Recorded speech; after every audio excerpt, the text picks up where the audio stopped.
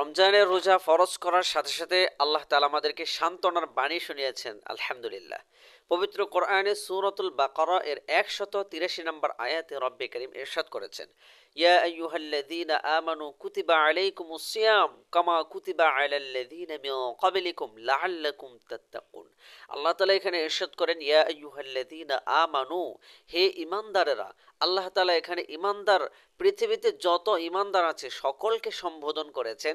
এখানে আল্লাহ তাআলা খুবই মহব্বতের সঙ্গে ডাক দিয়েছেন, খুবই দরদ মাখা কণ্ঠে আল্লাহ তাআলা মানুষকে ডাক দিয়েছেন, ইয়া আইয়ুহাল্লাযীনা আমানু, হে পৃথিবীর সকল ঈমানদারেরা, কুতিবা আলাইকুমুস সিয়াম, তোমাদের জন্য রমজান মাসের সিয়াম তথা রোজা তোমাদের জন্য ফরজ করা হয়েছে। তোমাদের জন্য ফরজ করা হয়েছে।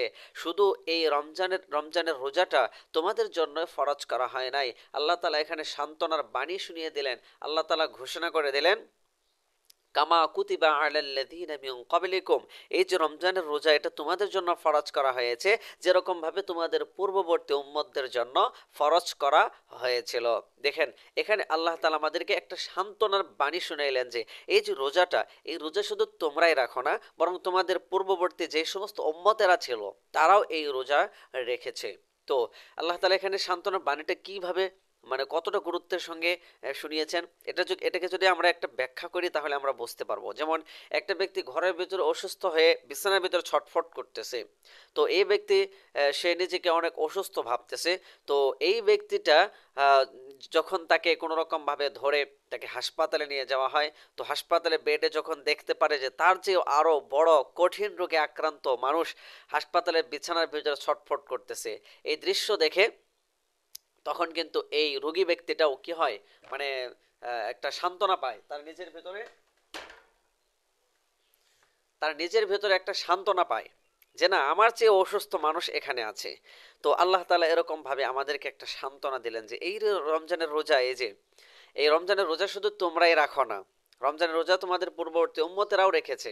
আমরা ভাবি যে রমজানের রোজা রাখা এটা অবশ্যই এটা আমাদের জন্য কষ্টসাধ্য বিষয়। তবে এই কষ্ট যে শুধু আমরা একা করছি না, বরং এই কষ্টটা আমাদের আগেও অনেকে করেছেন। এভাবে আল্লাহ তাআলা আমাদেরকে একটা সান্ত্বনা দিলেন। এরপর আল্লাহ তাআলা আয়াতের শেষের অংশে বললেন, লাআল্লাকুম তাত্তাকুন, এই রমজানের রোজা এই জন্য তোমাদেরকে দেওয়া হয়েছে যাতে করে তোমরা মুত্তাকি হতে পারো। মুত্তাকি কাকে বলা হয়? মুত্তাকি মানে এক কথায় এটার অর্থ হচ্ছে আল্লাহ ভীরু। যদি আমরা এটাকে পারিভাষিক অর্থে ব্যাখ্যা করতে চাই তাহলে এটার ব্যাখ্যা হবে যে মুত্তাকি বলা হয় প্রত্যেক ব্যক্তি, মানে আল্লাহ তাআলার ভয় প্রথমে দিলের ভেতরে জাগ্রত রেখে এবং রাসূল করিম সাল্লাল্লাহু আলাইহি ওয়াসাল্লামের বাতানো সুন্নত তরিকায় নিজের জীবন পরিচালনা করা। আমি আবারও বলছি, মুত্তাকি বলা হয় আল্লাহ তাআলার ভয় দিলের ভিতরে জাগ্রত রেখে রাসূল করিম সাল্লাল্লাহু আলাইহি ওয়াসাল্লামের বলা বাতানো সেই কথা অনুযায়ী নিজের জীবনকে পরিচালনা যে ব্যক্তি করে সেই ব্যক্তি হচ্ছে মুত্তাকি। তো আল্লাহ তাআলা আমাদেরকে রমজান মাস দিয়েছেন আমাদেরকে মুত্তাকি হওয়ার জন্য, মানে রমজান আমাদেরকে মুত্তাকি বানায়। অর্থাৎ রমজান মানুষের দিলের ভিতরে আল্লাহর ভয় জাগিয়ে দেয়। রমজান মানুষকে আল্লাহ ওয়ালা বানিয়ে দেয়। তো সম্মানিত দর্শক, রমজান মাস আমাদের খুবই কাছে চলে আসছে। আমরা রমজান মাসটাকে গুরুত্ব দেব। রমজান মাসে আমরা নিজেরা হেফাজত থাকব, গুনাহ থেকে হেফাজত থাকব, সকল ধরনের গুনাহ থেকে আমরা মাহফুজ থাকবো ইনশাআল্লাহ।